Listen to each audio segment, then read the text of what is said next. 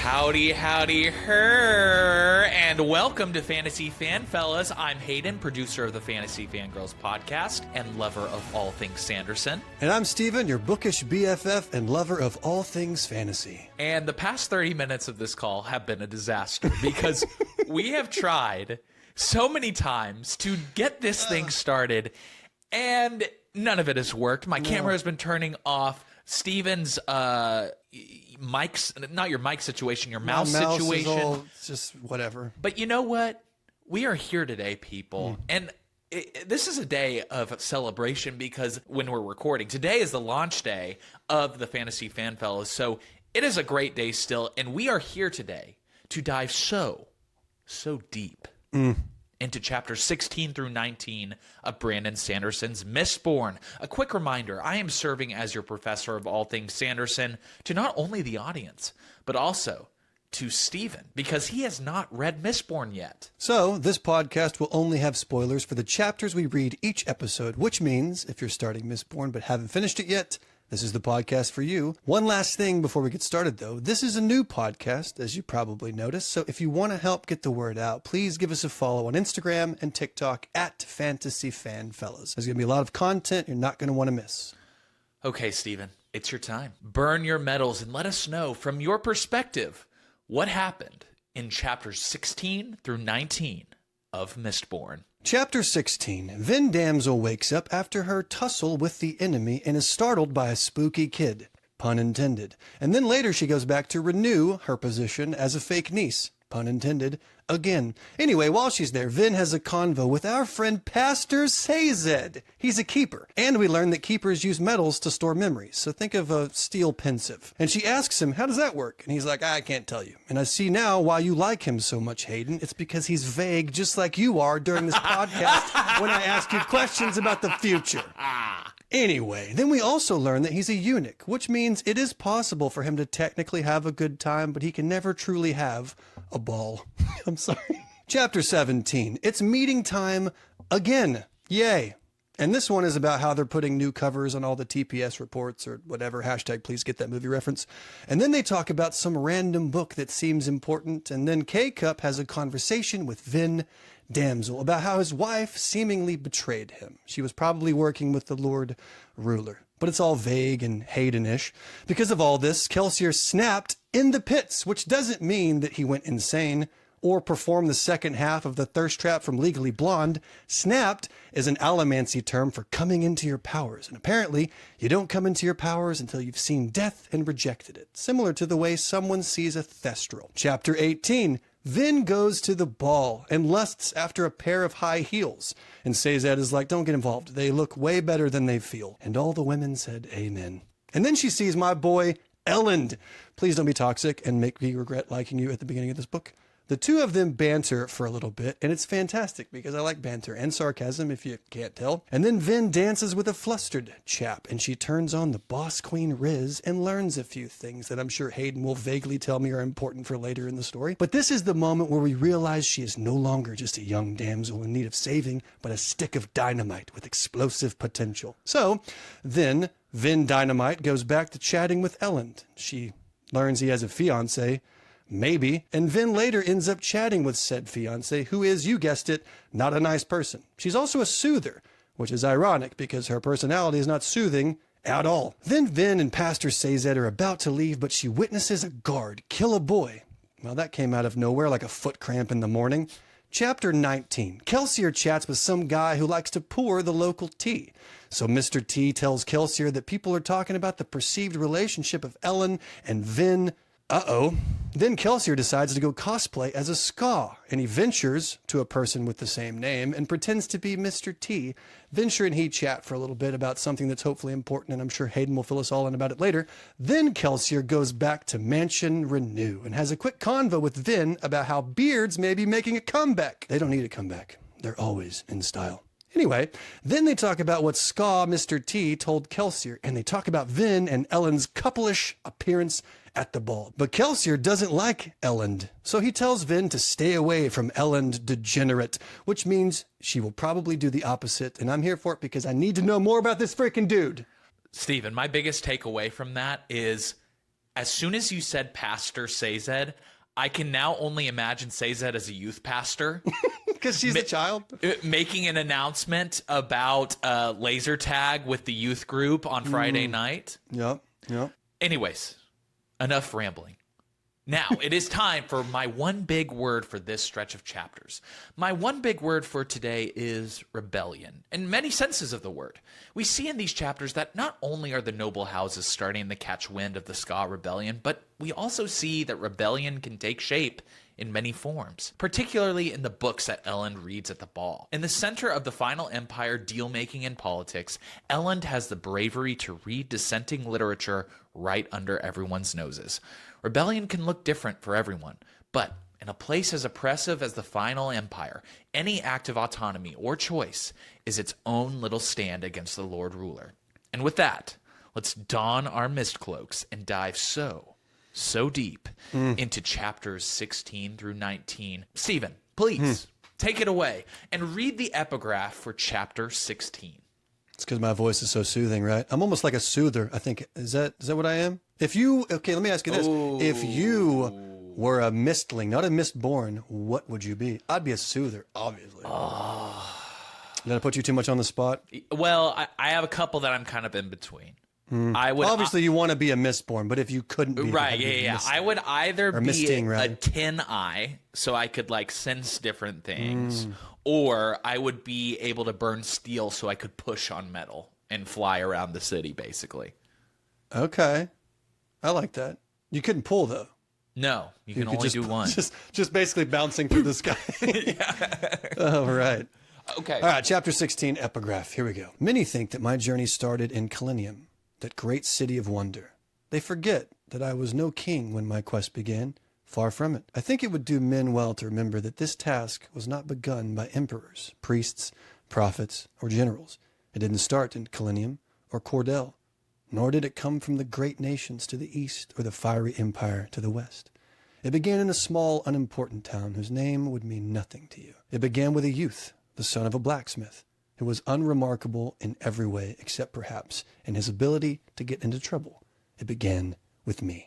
Oh, that's a good one. That's a really I have good a one. theory about these freaking epigraphs Okay. that we can get into at the end if you'd like, or we get into now. No. I want to hear it now. You want to hear it now? Okay. This is my theory for the future as well. I think these epigraphs are, at least some of them, written by the Lord Ruler himself. Okay. And they come out of this book that we're probably going to talk about that Vin found. Yeah. Right? That even mentioned the Lord Ruler. I can't remember if it's a diary or if it's just something about him. Either way, I think it's him writing. Well, I mean, that's a really interesting take, especially because Sazed, and we'll talk about this in later chapters, this episode, Sazed mentions that this book that they've taken is a little bit more of like a diary of the Lord Ruler. And there's all these kind of more mundane goings on that he writes about instead of like secrets to the empire. So I think that's a really good guess. And we haven't heard anything from the book itself. Although he does say that it's odd that if he was necessarily bad, it wouldn't have these vulnerable moments written about in the book. Right. If he truly was a god, if he was so steadfast in himself, why would he have all these doubts? Exactly. Yeah, interesting. Unless he's just trying to manipulate people, but we'll get into all that. Okay. We are back in Vin's POV, and after 2 weeks straight of sleep, allowing her body to recover from the wounds given to her by the Inquisitors, Vin is finally awake. As she stirs, she feels immense pain throughout her body. And what's her first guess as to why she feels this pain? She wonders if Reen had beaten her again. So even now, after being with the crew for months, the scars of the abuse from her brother are still very much present. But she quickly remembers that she's no longer with Reen. Instead, she notices that Lestaborns is waiting by her bed. And he has a sick new nickname, Spook, given to him by Kelsier. By the way, I think Spook fits him a lot better than Lestaborns. That's sounds like a disease. Oh, I got Lestaborns. Well, yeah, exactly. I got Lestaborn's disease. Go check out my GoFundMe. Next, Dachshund comes in. And I'm not going to lie, I low-key wish this would have turned into the slow-motion scene in Return of the King where the whole fellowship comes in one by one to see Frodo and all the hobbits are jumping on the bed with them. But we can't always get what we want. Anyways, Dachshund lets Vin know that Kelsier made it out just fine, and he also drops an interesting tidbit to Vin. According to Kelsier, the Inquisitors didn't seem focused on killing him. In fact, they were more concerned with Vin, sending 2 Inquisitors after her while leaving only 1 for Kelsier. Which obviously tells us that they're on to her about something. Right, and if you remember, the Inquisitor asked her who her noble parent was while they were chasing her. So the Empire is definitely on her tail. And there's one more matter that is a bit hazy here. What the helly is Sazed's deal? Is he an Allomancer? Is he just secretly the world's weightlifting champion? But Dockson doesn't oblige Vin's questions, instead saying, I think that's something he should tell you. And with that, Dockson leaves Vin to nod off back to sleep. But guess what? Kelsier is at her bedside when she wakes up again. After a quick check-in about the status of the job, we learn that the rebellion's army is continuing to grow and that imposter Renew has started to purchase necessary weapons and supplies. But more important, Kelsier apologizes to Vin, saying that he never should have let her go with him. And by the way, I don't know about you, but getting an apology from a parental figure as a child is a really big deal, especially for someone like Vin who has like been living with people who just beat the crap out of her all the time. Yeah, and it shows you, because we left in the last episode, we kind of left off with Kelsier realizing he did the wrong thing, but now he's owning up to it, which kind of makes him a better character in my mind now even. Oh, for sure. And me personally, I don't know about you, Steven, but I'm somebody, when I feel bad about something or I've been in a fight with somebody, I cannot just let it lie. So I cannot imagine Kelsier just having to wait for weeks for her to wake up. I would have been sitting by her bed and just kind of like poking her all day, every day. To see if she'd wake up. I can't sit on anything. I'll just be an anxious, nervous wreck. Yeah, exactly. So anyways, as we were saying, Kelsier apologizes to Vin, which Vin does the classic, oh, no worries, I just got stabbed in the stomach. It's all good. That's a normal Tuesday. Yeah, this whole situation has been Vin's first real brush with mortality. And the final exchange in this scene encapsulates that perfectly. Quote, the palace, the Inquisitors. We're not invincible, are we? To which Kelsier says, no, Vin, we're far from it. And to be honest, I don't really blame Vin for kind of doubting that she was vincible, if that's even the right way to say it, because you're this teenager, and all of a sudden you have these incredible powers. Of course you're going to feel on top of the world. Yeah, I personally never thought that they were invincible, but I guess that would make sense that she would think that. Oh, for sure. I like this moment because it's just such a realistic way of conveying what having powers like this would look like. It would be so easy to overestimate what it means for you and your mortality. If you're not careful, you could start lying to yourself about just how vulnerable you still are. But enough bummer talk. Now that Vin is on the mend, it's time for her to get back to Mansion Renew and resume her social responsibilities as Lady Valette. Upon arriving, Vin is actually surprisingly greeted by Renew himself rather than a footman. I have a theory about this guy, Renew, as well. Let's just say I don't think that there's more to this guy than meets the eyes that we've been... Because he's supposed to be the fake guy, right? Yes. He's supposed to be the man of many faces or whatever. Yeah. And be the real Renew is supposed to be dead. I don't know that that's true, but we'll get into that later. Just a little sneak peek of what I mean, it's even been said in the book that there's more to him than meets the eye. So you think there's more to him than meets the eye than meets the eye. Mm-hmm. And there's a hilarious hello, fellow kids energy from Renew as he and Vin try to put up the ruse of them being your usual noble uncle and niece. Vin also notes just how uncanny Renew's character is. He never breaks character. And Vin wonders how somebody could play another person so convincingly. But upon completion of the obligatory awkward small talk, Vin excuses herself to go see Sazed in the library. She comes upon Sazed, noticing that he's reading, but something is a bit off. He's wearing glasses? Which is odd because Vin has seen him reading without them before. So Vin wastes no time and asks Sazed point blank, are you an Allomancer? But Sazed plays coy and doesn't start to open up until she asks a more interesting question. What is a keeper? To which Sazed responds, quote, now, that is a far more clever question, mistress. Keepers are storehouses. We remember things so that they can be used in the future. And Vin makes the number one mistake you can make while talking to Sazed, bringing up religion. But don't worry, Sazed for once in his goddamn life doesn't launch into the sales pitch. Instead, he tells Vin that he also remembers other things, like languages. And he also flexes just how many he knows. 172 to be precise. So he has been absolutely wearing out Duolingo. I was going to say that. Dang it. I was like, he's probably got a really good streak on Duolingo. You know what's funny? I had the feeling you were going to say that, and so I didn't even let you say anything. I just kept going. And now you get credit for that great comment. Dang it. He also gives us a little lore on what the commonly held language across the Empire is derived from. Quote, most of them, such as Kaleni, are no longer spoken. The Lord Ruler's unity movement of the 5th century made certain of that. The language people now speak is actually a distant dialect of Terrace, the language of my homeland. I just want us to reflect on that and keep it in mind for later. But back to Sazed's abilities. He's a bit cagey about giving much more insight, but he does say this, quote, what I do is similar to allomancy, but not the same. You draw power from metals. I use them to create memories. Sazed is absolutely doing his best Hayden impersonation here of being vague as possible. Yeah, you kind of want that in a book and a story. You don't want to give everybody everything initially. I've mentioned that before, but I don't know. I would like him to be a little less vague, but I also like the way he says that. I use them to create memories. Okay. I will say it is frustrating as a first-time reader. However, when the book finishes and you have the answers that you've been looking for, it is so satisfying. I promise that it will all come to fruition. I'm sure it is, yeah. I would much prefer that way rather for than sure. get it all right now. We also get some more insight on the current plight of the Terrace people. Quote, perhaps another time, mistress, my kind, we prefer to maintain our secrets. The Lord Ruler hunts us with a remarkable, confusing passion. We are far less threatening than Mistborn, yet he ignores allomancers and seeks to destroy us, hating the Terrace people because of us. One thing I would like to point out here is, it is very obvious, based on the conversation that Ben just had with Sazed, that the Lord Ruler is very invested in making sure people are not too aware of the past beyond his ascension when he came into power.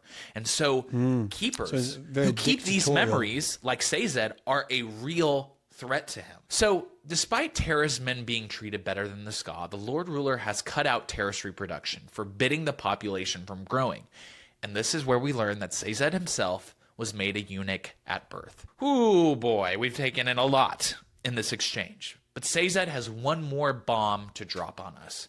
Then asks Sazed who betrayed Kelsier 3 years ago, the first time he tried to break into the Lord Ruler's palace. To which Sazed says, quote, the facts are unclear, mistress.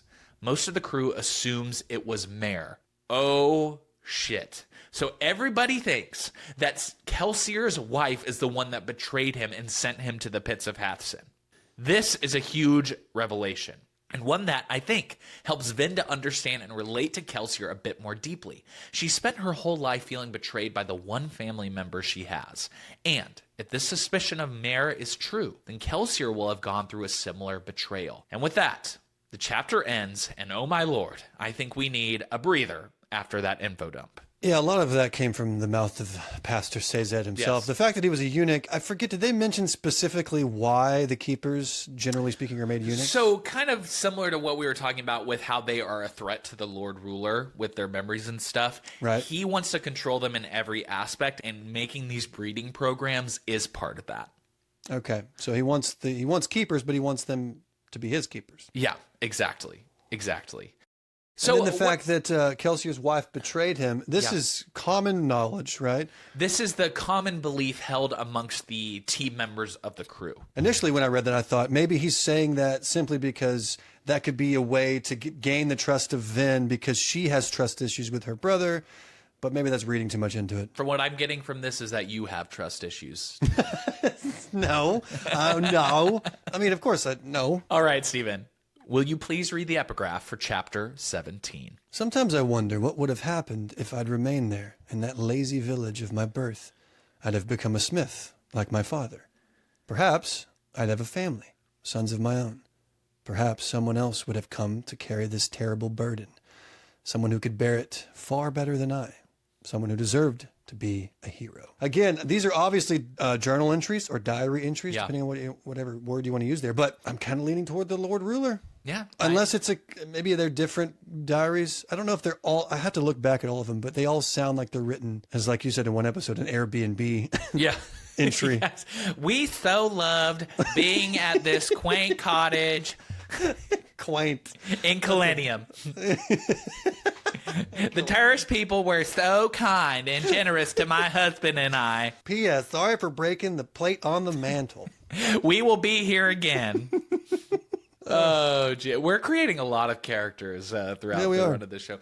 We are still in Ven's POV. Ven is as bored as me at the DMV. She has spent the past month being pampered at Lord Renew's mansion, forbidden from practicing owlmancy while she heals from her wound. And after some mind-numbing chitter-chatter with Renew, a carriage comes in from Luthadel. And on it are Kelsier, Breeze, Yedin, and Doxson. As the crew settles in to chat with Ven, she notices that Kelsier is a bit more careful and measured than he usually would be, making sure that he's not even visible from the balcony edge, which is something kind of new for him.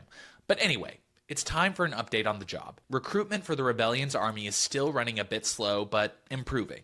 And apparently, Ham, who is responsible for training the army, is pleased with their progress. However, there's a pretty funny wisecrack from Breeze about this little tidbit. Quote, "Be warned. Hammond does tend to be a bit optimistic about these kinds of things. If the army were made up of one-legged mutes, he would praise their balance and their learning and their listening skills," which I think is hilarious and touches on your prediction that somebody is going to lose a leg. Remember that? Yeah. Yeah, I thought you were like, oh, you're so silly. Maybe that's your goal, just to make me feel stupid, even though I'm the wisest here, probably, but not really at all. And in addition to the recruitment, there's hope that they should be able to officially get Marsh into the ministry within the month, giving them more insight into the inner workings of the Steel Inquisitors. But most importantly, we also get a bit of an update from Sazed on the book that Ven stole from the Lord Ruler's mansion, which we have referenced multiple times in this episode. Yes. Unfortunately, So it is his diary. We shall see. Unfortunately, though, Okay, Sazed, go on. it's a bit more mundane than Sazed had anticipated. And if Sazed is calling a book mundane, you know we've got a problem. That is true.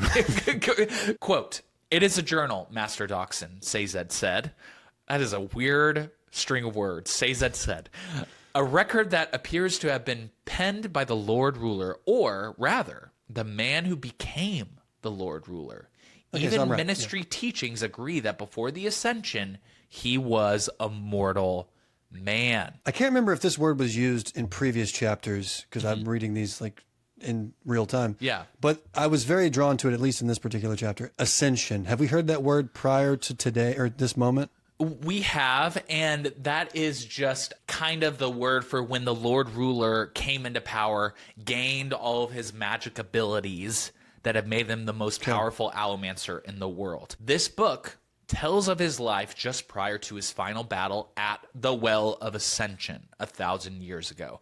Mostly, it is a record of his travels, a narration of the people he met, the places he visited, and the trials he faced during his quest. Steven, your prediction is looking better and better every second. Yep, told you. But Sazed is still hopeful that this could be of use to the crew. While it doesn't exactly say how the Lord Ruler can be defeated, it could give the crew some insight into the Lord Ruler's mind, which, when you're going up against an immortal god, could be pretty useful insight. So, the whole crew requests laminated copies of the book. Not actually. Office Depot does not exist in the Final Empire, but they still want copies. And the conversation moves finally to an upcoming noble ball. And Ven is like, "Please let me go. I got to get out of this house." So, after a bit of pushback from Kelsier about her injury, Ven finally has something to do for the first time since the palace disaster. We then move to Ven taking a look at all of her gowns that she could wear to the ball. And if you remember when she first started this job, the fancy clothes felt so alien to her. But now, that street urchin isn't quite who she is anymore. But she's also not a noblewoman. No, she was something different. Quote, "I'm becoming..." She didn't know what she was becoming. Certainly not a noblewoman. Noble women didn't get annoyed when they couldn't go out stalking at night. Yet she wasn't really Ven, the urchin, anymore. She was Mistborn. Steven, I love this realization here for Ven. This is the true beginning of the coming-of-age story for Ven. Yep. She is coming into her own. Yeah, that's why I changed her. She's no longer the little damsel in distress that Kelsier came in and saved and is teaching her and that kind of. She's stepping into the dynamite that she is, and I can't call her Vin Damsel anymore. Vin Dynamite. I love it, yeah. I also have a question for you, Steven. Do you have a piece of clothing that just makes you feel invincible, kind of like these gowns are helping Vin feel right now? Yeah, there's a certain pair of underwear that I have that when I wear them, I feel like I can conquer the moon. I'm totally kidding. Okay. No, my denim jacket, I think, really, Okay. it fills me out, and I feel confident in it. A little denim jacket action. I feel so powerful in a classy turtleneck.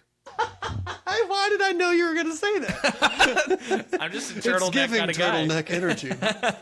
I love that. I was always self-conscious of turtlenecks because I already have a long neck, and I don't want to accentuate the neck that I have because, oh, look at the giraffe man over there. Oh, no. That's why I Be keep my the hair giraffe, down. It Steven. covers it. Be the giraffe. You are the giraffe. After this realization, Vin realizes that Kelsier is out standing on one of the garden balconies alone, and she goes to visit him. And he asks her if she ever finds all the dry plants, the angry sun, and the smoky black sky odd. Which is a weird question because to Vin, that's just the way it's always been. And with that, Kelsier gently pulls out a piece of paper. On it is a flower. But Vin doesn't really know what a flower is. Quote, "It was so old and worn that it seemed close to breaking at the creases. It didn't contain any words, just an old, faded picture. It depicted a strange shape, something like a plant, though not one Vin had ever seen. It was too flimsy. It didn't have a thick stalk, and its leaves were far too delicate. At its top, it had a strange collection of leaves that were a different color from the rest." Yeah, at this point in the story, I had to remember, oh yeah, this world is bare and it doesn't have beauty, basically. Because oftentimes when you read a book, if you stop and start and that kind of thing, your mind just kind of regenerates and you just pick up where you left off, but you forget the world that has been built to a certain extent. Yes. And I forgot about that. So it was remade in my mind. Okay, yeah, we have to, when I read this book, I have to picture bare lands, no flowers, no beauty, ash everywhere, that kind of stuff. Yeah, exactly. And I love that, like, the way that Sanderson talks about plants in this current world is a really useful world building tool. How the stalks are thicker and how the plants in general are hardier because they're not able to take in the sun's rays as easily because it's red. So it's really interesting. You see, flowers did exist on Scadrial before the ascension of the Lord Ruler. Kelsier tells Vin that his wife, Mare, was fascinated by pre-ascension times, and once he and Mare were taken to the pits, Dockson kept this paper in hopes that they would return. So, once he escaped, Kelsier kept the picture, despite his wife's betrayal. Mare's betrayal is a complicated thing to Kelsier.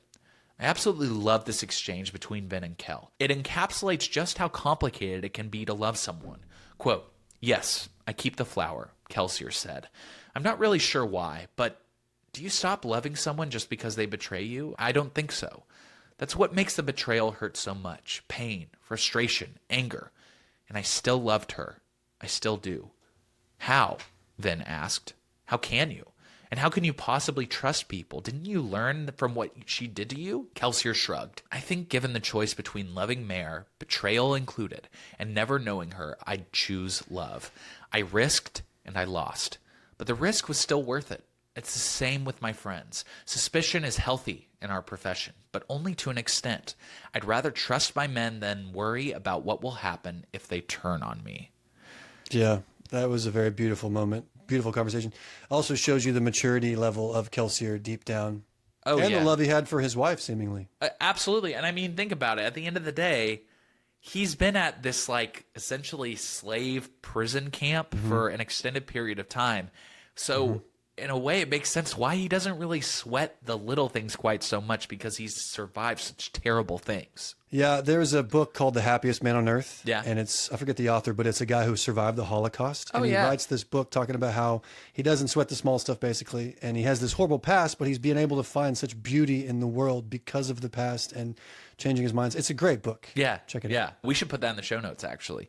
Okay. This is such a profound choice for Kelsier to make in this world. One that is so often black and white, that is full of cruelty and despair. In this world, remember, Kelsier chooses to smile. He chooses to still love his wife, despite what she may have done. There's still some ambiguity about if Mare truly betrayed him, though.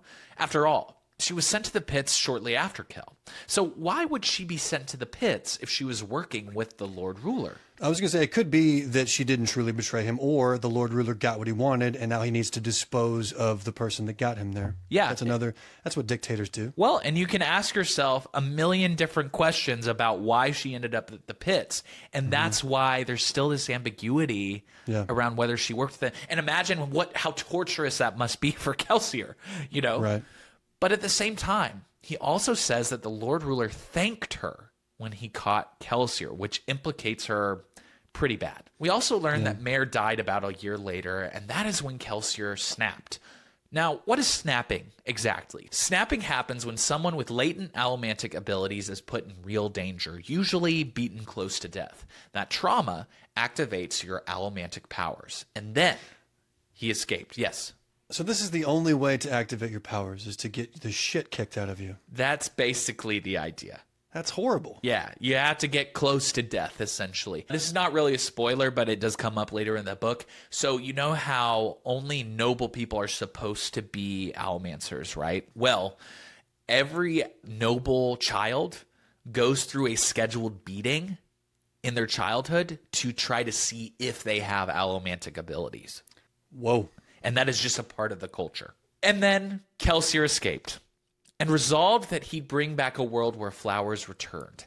We get a little bit more about Mare here, though. She wanted children, but Kelsier wasn't so keen on the idea. At the time, he was determined to be the most famous Ska thief of all time. Those two ideas don't really mix. But now, Kelsier wishes that he had a piece of her with him. Quote, a child, a daughter perhaps, with Mare's same dark hair and resilient stubbornness. Gee, I wonder who that sounds like. Yeah, I remember when I read this part, I realized, oh, he's been fathering her Yes.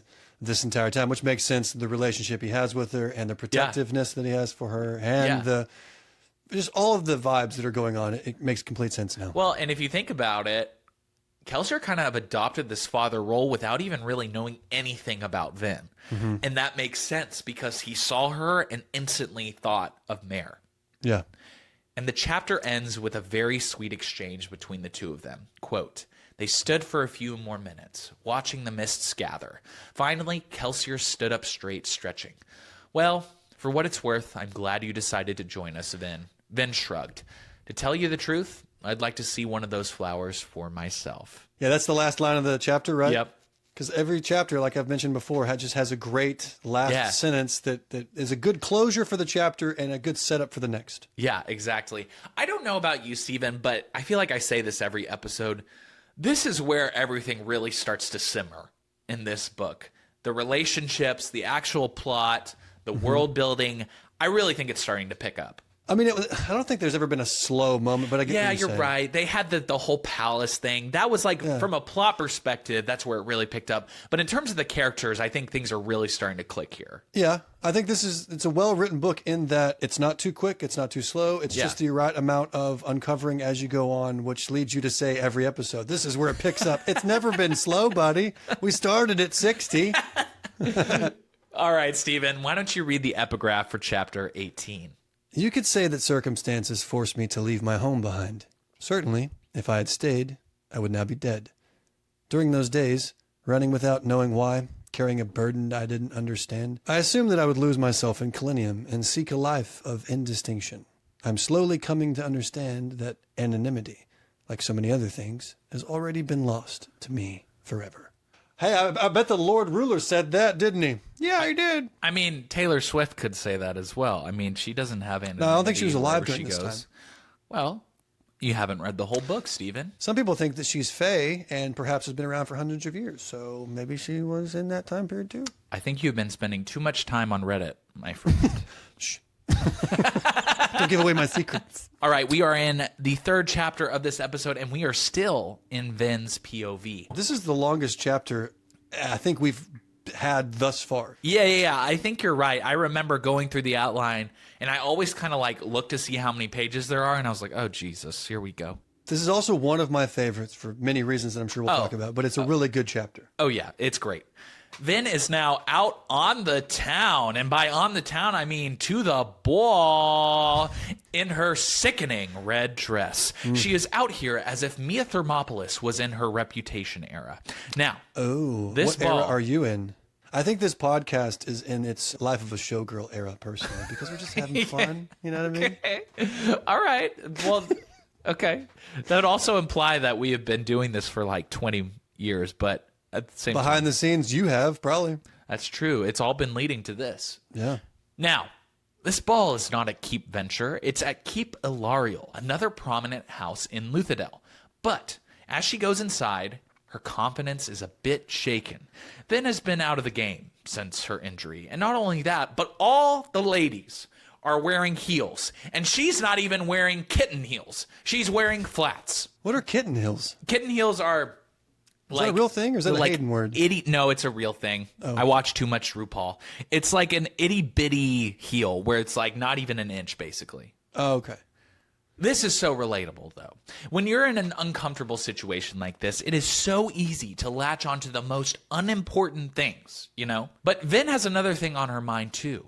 Is that tall drink of water Ellen going to be at the ball tonight? The goal is simple.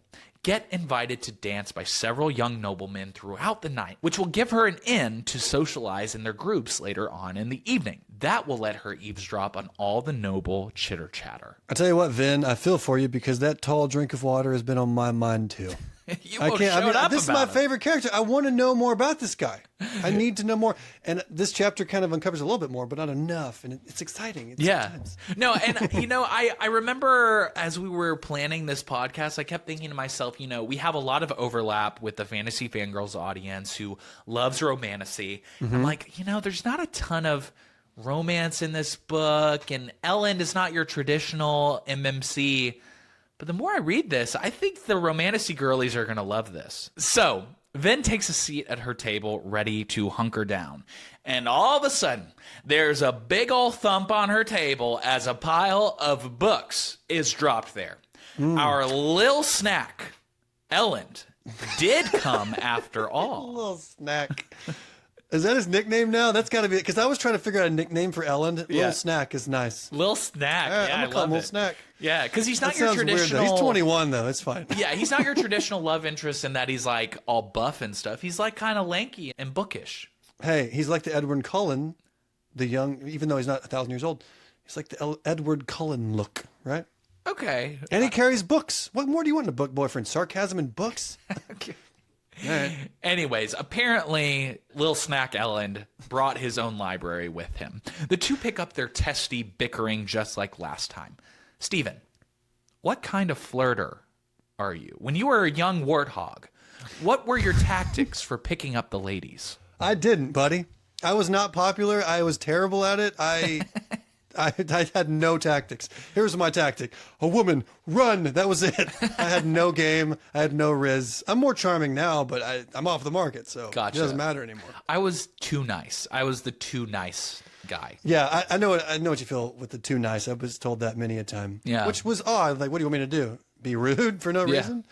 But I get what they're saying. Yeah. Anyways. After the standard verbal jabs, Ellen throws a flirtatious napalm at Vin with a disarming compliment. Quote, "That's a stunning dress. It's almost as beautiful as you are, mon ami." Hey, that was good. Yeah, I've really felt that delivery from you. I felt like Vin, and now I get it. You know what I mean? Yeah, with your little kitten heels. Vin froze, jaw hanging open slightly. Ellen smiled mischievously, then turned back to his book, eyes sparkling as if to indicate that he'd made the comment simply because he knew the reaction he'd get. He is such a little trickster. You sounded like a grandma. He's such a little trickster. Don't you hang that around young him. Man. I gotta be honest. The first time I read this book, I found Ellen to be a little boring, but I'm honestly loving him this time around. Well, I mean, the first time you didn't read the book properly. Yeah, I guess so. As Ellen leaves to go fetch a drink, Sazed steps in. He does not think that Vin hanging around Ellen is a good idea. His theory is that he's just using her to annoy his family. I have a theory on why you didn't like him the first go-around. Was this prior to you reading any sort of romantasy? I had done a little bit of ACOTAR, but that was about it. Because I think once you dive into romantasy, you begin to appreciate relationship building more than previously. Yeah. At least I do now. So I can recognize relationship building and witty conversations now that I've read a bunch of romantasy books. Okay. Yeah. Perhaps that's the reason. I like that. And Vin kind of believes Sazed. After all, she doesn't know how to do any of this. She's a teenage girl. I love how Sanderson writes Vin's insecurity. She has come so far from where she was at the start, but she is still struggling to believe that she belongs, or that someone would want to spend time with her just for being her. As Vin and Ellen pick their conversation back up, Vin makes an ill-advised comment about Ska and Luthadel. Quote, "The Ska are treated terribly, but I guess that's true everywhere." But interestingly, Ellen perks up at this comment. He starts asking Vin questions about her experiences with Ska, if she interacted with them much at her family plantation. But this bizarre exchange is interrupted by a young nobleman asking for Vin to dance. And Vin is nervous. But turns out, this dude is a scrub. He's over here stumbling as they try to dance. And it hits Vin. All of the most experienced men wouldn't deign to dance with a newbie like her, but some of the new men of lesser houses would. There's a hierarchy to all of this. It's similar to what my parents said about snakes. They're more scared of you than you are scared of them. You know what I mean? I don't think that's true, but that reminded me of this moment. Because Vin has been nervous to dance with men this entire time, but these dudes are just as nervous. But like you said, it's the lower class ones. But nevertheless, Vin does get some useful info during this awkward dance. The man she's dancing with has noticed that there has been some rising tension among many of the houses, and with that has come lower attendance rates at balls. Okay, interesting. That means that Kelsier's plan to rile up the nobles is working. Vin makes her way back to Ellen, and they pick up their conversation. She asks him about one Lady Shan, a woman that was mentioned by the guy Vin was dancing with, to which Ellen responds, well, I might be engaged to her. Record scratch. Might be.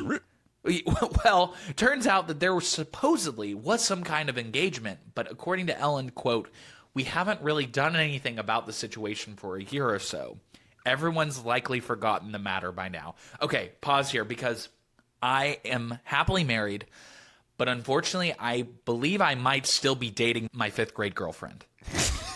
You? Yeah, because much like Ellen, I had a girlfriend in 5th grade, but we never broke up. We just stopped talking to each other. You know, this is something you could air out privately with your wife, I think, rather than to the general public. But True. go on. So anyways, what the fuck? But thank God, because this conversation is over. Other men start making their way to invite Vin to dance, and she happily obliges.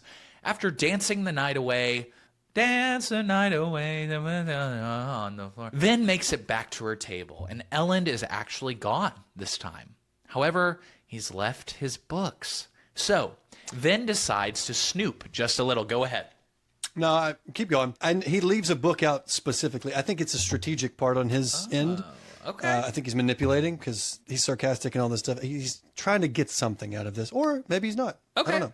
I may side with Kelsier on he has ulterior motives, this Ellen guy, but I also like him as a character and I want to know more. But go on. Okay. She picks out one of the books and starts reading.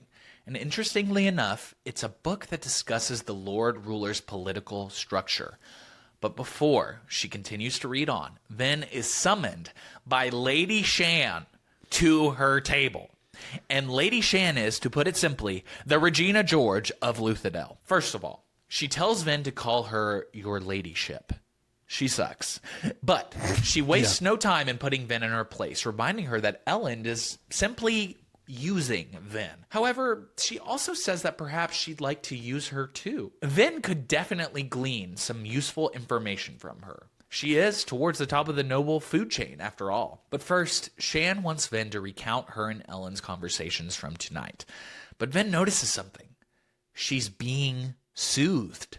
Shan is a soother, goddammit. And not only that, but she's also noticed that Shan's terrorist servant was making his way towards Ellen's books. Mm-hmm. She doesn't know what he could want with Ellen's books, but she doesn't like it in the least. So, Vin dips and makes her way to her table, making the terrorism peace out. Now, Back at the table, she notices another open book, one titled Weather Patterns of the Northern Dominance. But inside, the book is rather scandalous. In fact, it is critical of the Lord Ruler, talking about how despite the prosperity of the final empire, there's a rather shocking lack of enlightenment and technological development. Okay, this is tea. If anyone knew that Elend was reading books critical of the Lord Ruler, that would be bad. But before we can process this new development, Elend arrives back at the table. The usual flirtatious back and forth occurs before he bids Vin goodnight and leaves with two other young men. When Sazed comes back, he tells Vin that those two men are Lord Yastes Lekal and a member of the Hastings House, which is interesting because those two houses are political rivals of House Venture. So what the hell are these three doing hanging out together? But Yeah, okay, so what is the house of the fiancé of Elend? yeah, she's House Alariel, which is hosting the ball tonight. Right, okay, so they're different houses. Yes. I wonder if these houses are kind of feuding now due to Kelsier's, whatever he's doing in the background. Exactly. That's a really good point, because as Kelsier is drumming up all this drama among the noble houses, you might start to see people who are traditionally rivals starting to collaborate with each other. Yeah, all of his angry tweets are bringing people together and dividing people in different ways. Exactly. But alas, it's time to leave the ball. So they start to leave. However, there's a disturbance outside before they're able to get to their carriage. Turns out a kitchen boy had been begging from one of the noblemen as he arrived in his carriage. So a guard drags the Ska out of eyesight from most people. However, Vin is able to see by burning 10, and what she sees horrifies her. The guard unceremoniously slits the boy's throat. This was one of those moments in this book that I was like, dang, okay, now we're getting serious because now you're killing children, and that's a big thing here. To be honest with you, Stephen, when I read this book for the first time, I think one of the lines that Vin thinks to herself in this next paragraph is probably the single most impactful line in the entire book. This leads to a sobering realization for Vin. Quote, she allowed herself to be led into the carriage, her mind still distracted. It seemed such an impossible contrast to her. The pleasant nobility dancing inside a room sparkling with light and dresses. Death in the courtyard. Didn't they care? Didn't they know? This is the final empire, Vin, she told herself as the carriage rolled away. Don't forget the ash because you see a little silk. If those people in there knew you were Ska, they'd have you slaughtered as easily as they did that poor boy. Yeah, that's a very impacting line there. It's incredible. It's all smoke and mirrors, basically. Yep, exactly. It has a lot of political implications in the book, and I like reading stuff like that. But this is very interesting for her to come to this realization and remember, oh, just because it was nice in there, don't get too fond of this because it's rotten to the core. I mean, Vin is swimming with sharks at this point. And when you're, sitting in the shark tank, so to speak, you think you're safe, but at any moment, things could change. Yeah. Stephen, will you please read the epigraph for the final chapter of today's episode? Quan and I met by happenstance, though I suppose he would use the word providence. I have met many other terrace philosophers since that day. They are, every one, men of great wisdom and ponderous sagaciousness. Men with an almost palpable importance. Not so Quan. In a way, he is as unlikely as a prophet as I am a hero. He never had an air of ceremonious wisdom, nor was he a religious scholar. When we first met, he was studying one of the ridiculous interests in the great Kalini library. I believe he was trying to determine whether or not trees could think. That he should be the one who finally discovered the great hero of Terrace prophecy is a matter that would cause me to laugh had events turned out a little differently. I bet the Lord Ruler said that. That should be on a shirt. All right, everybody, we are finally back in Kelsier's POV. Kelsier is out and about doing his usual tomfoolery, messing with the noble houses, while Vin is at the ball. He's coming up on House Tequil and notices that there are a ton of Owlmancers posted on guard duty, which is exactly what he was hoping for. More Owlmancers on duty means that these great houses are nervous about all the assumed political attacks and assassinations going on. But no worries, Kel doesn't plan on going any farther than the front yard. He goes to a bush and pulls out a huge sack. then plops its contents on the ground. You worded that like you meant it to be a double entendre. Oh, no, I pulls out promise. his huge sack and plops it on the ground. Calm down, reader. I said a huge sack, not his. My bad. I read into it too much. I'm the problem. And no, it's not fertilizer for the grass. It's a dead nobleman. Kelsier is sending a message, Godfather style. You see, this particular nobleman was an ally of House Tequil, and a murder like this would send a message that Tequil's enemies were on the move. Okay. So once again, we see a morally gray thing here. You just kill some random person, unless this person was doing something horrifically wrong during the killing, but... I was just about to touch on that because I know that the nobles suck. I mean, Kelsier made a note about he found this particular one on the way home from a ska blood fight. So he's not really a good guy at all. But Kelsier's kind of moving into serial killer territory here, if you think about it. I don't know. I just remember when I was reading this for the first time, I loved Kelsier so much. But I was like, I'm not comfortable with how he goes about this stuff. But anyways, Kelsier has other errands, quote unquote, to run. He makes his way to a ska slum to meet with a certain informant named Hoid. And there is much more to Hoid than meets the eye. Hoid sounds like a sound you make when you're lifting something heavy. Hoid! Yeah, you're totally right. As I've said before, Mistborn is one series in the larger Brandon Sanderson universe called the Cosmere. And Hoid is a character who shows up in nearly every single Cosmere book. Really? Yes. So this is a spoiler. No, it's not really a spoiler. It's just letting you know that this happens. Yeah. Hoid is in every book? He's in almost every book. So he's a jumper, a time jumper, or a... Did you just give something? Because you said there's another series after this. There's another trilogy that's in the future, and he's in that too? I'm pleading the fifth right now. You can leave this in if you'd like, or you take it out. I don't know, but that sounds like a spoiler. But I may be chewing on that the rest of my life now. As I was about to say in the script here, how is that possible? Okay. Well, that is not what this podcast is for. And I don't have 12 hours to explain it all, so just forget I said anything. Pastor says it, everybody. So, laser tag on Friday night, everybody. So, Kelsier walks up to the tobacco-smoking man, which, by the way, is kind of weird for a ska informant because tobacco is very expensive in the Final Empire. Just another little clue that there's something going on here with Hoid. And Kelsier, dressed as a noble, starts asking about House Renew, just to get an idea of what the word on the street is about their little operation. Does Kel have a prior relationship with this Hoid gentleman, or is he coming to him? No, he's this is dressed the first up time. as a royal or whatever.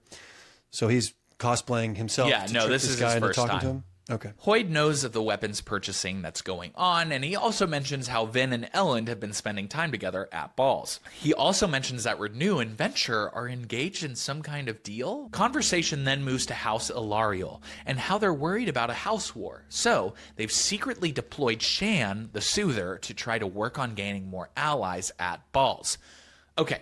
So the exchange is about to end, but first, Kelsier starts planting some of his own information to Hoid, as false as it may be, knowing that the gossip will reach the noble houses very quickly. I know I just called Kelsier a serial killer, but damn, is he good. No time for dilly-dallying, though.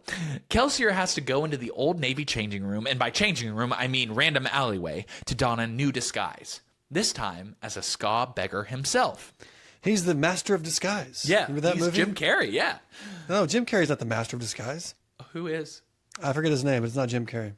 Okay. You can look it up later. And who does he meet up with? Well, none other than Lord Straff Venture. And Kelsier starts playing him like a fiddle, starting to tell him that some of his allies have been working against him in dealings in favor of other houses. But Venture has an even more interesting question he wants answered. He wants Kelsier to tell him about the survivor of Hathsin, the rumored 11th metal, and who is drumming up talk of a ska rebellion. And he's the survivor of Hathsin. Exactly. So he's talking about himself. Yes. Yeah. Now, this is interesting. Venture is essentially the second most powerful man in the Final Empire behind only the Lord Ruler. and he seems a bit pressed about some of the goings-on of the underground. Kelsier assures him that all of this stuff is mere rumor, but Venture asks him to press further and find information, and with that, Venture leaves. When Kel makes it back to Mansion Renew, he gets caught up on Ven's night at the ball, and guess what?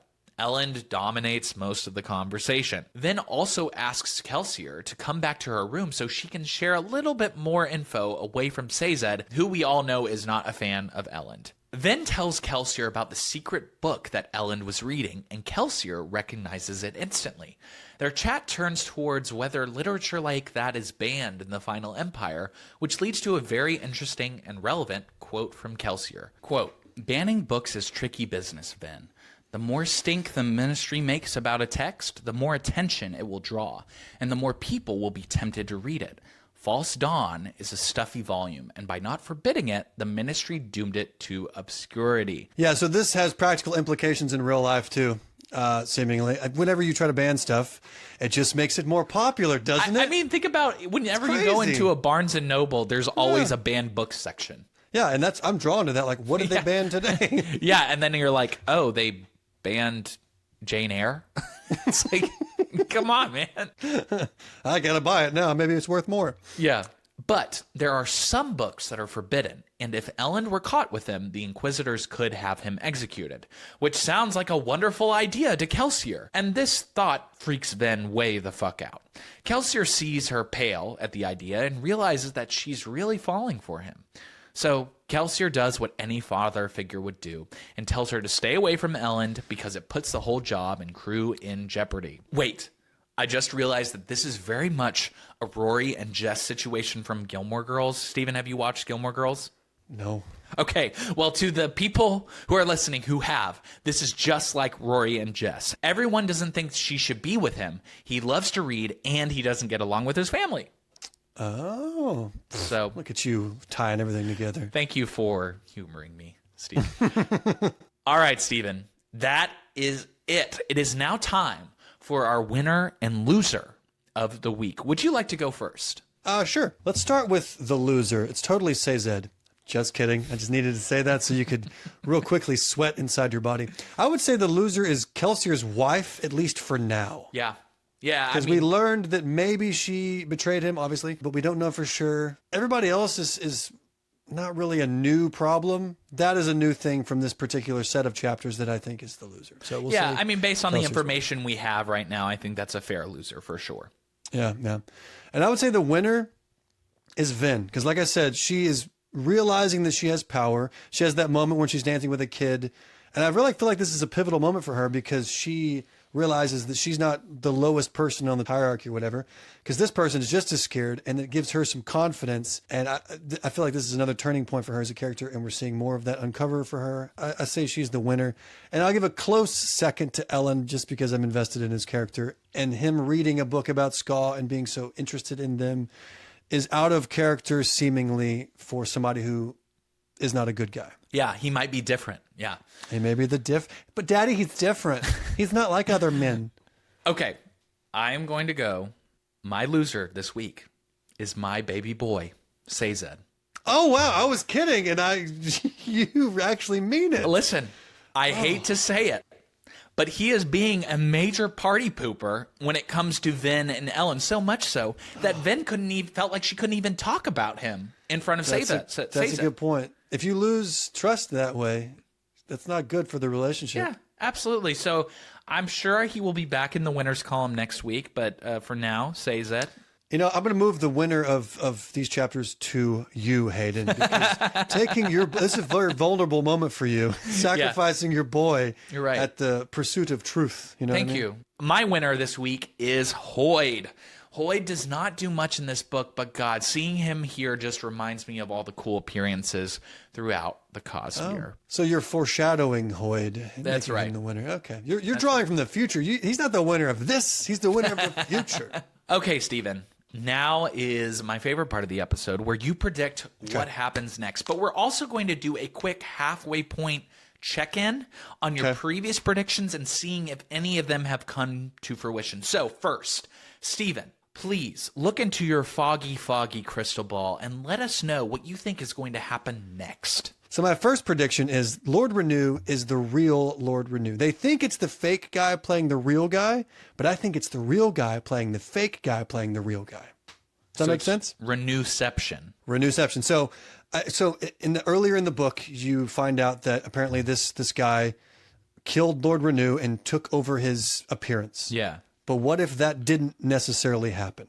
Let's say the real Renew tortured the other Renew to the point where he gave him up all the details to where he can fake as that guy. I don't know.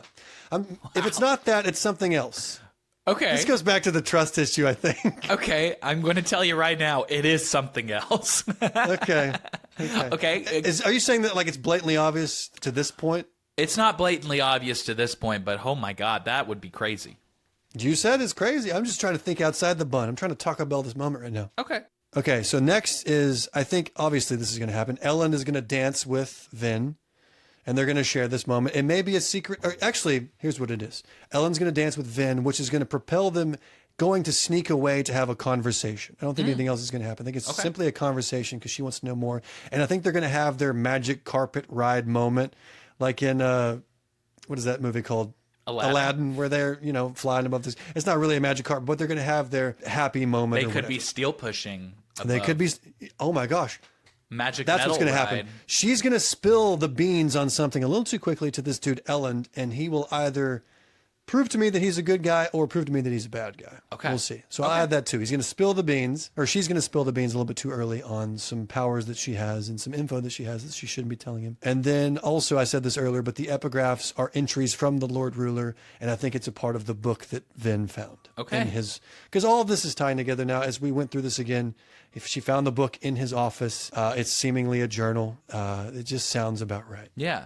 Okay. So a little update for the audience here. We kind of realized by me giving a percentage of how right Steven was, I was kind of inadvertently spoiling the book.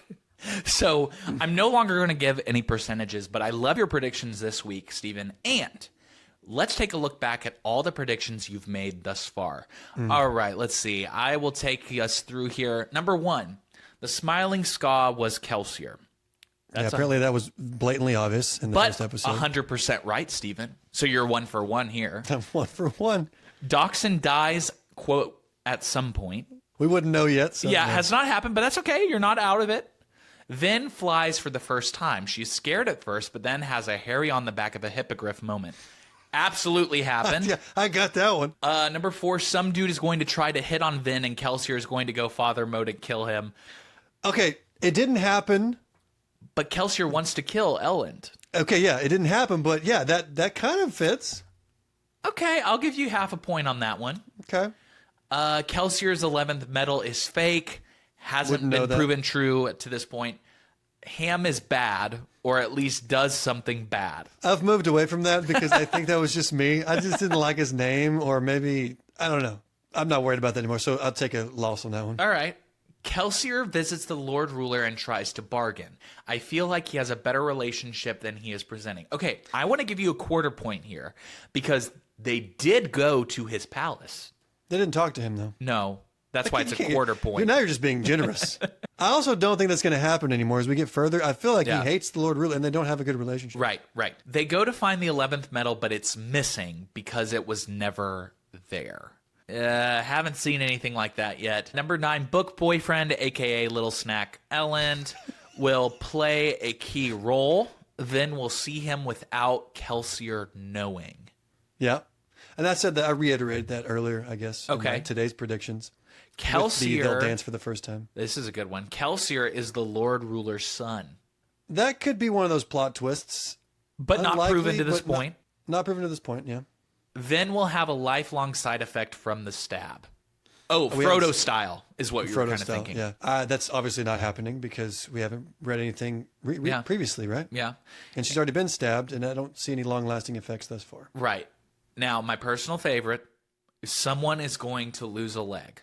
Hey. Or, you know what? Maybe I was channeling, hey, go break a leg on the dance floor. That's what it was. Somebody's going to break a leg. Oh. Okay. I'm kidding. No, maybe they still will. Okay. There's still hey, time. there's like, I don't know, there's like half of the book left. You never know. We are literally halfway through the book. Yeah. Okay, everybody, that is it for episode 4 of our deep dive of Mistborn. And if you like this, go ahead and check out our interview with Pierce Brown right now on our feed. And episode 5 will be coming out Wednesday, November 19th. Also, please be sure to give us a 5-star rating if you love this podcast and review on your podcast platform. And give us a follow on Instagram and TikTok at Fantasy Fanfellas. And lastly, if you loved this episode and you have friends who like to read scandalous books disguised as weather textbooks, then please share this episode with them. Okay, see you next episode for chapters 20 through 25. Bye! Vin froze, jaws hanging open slightly. Ella, no, she has one jaw. Vin... With her chins opening...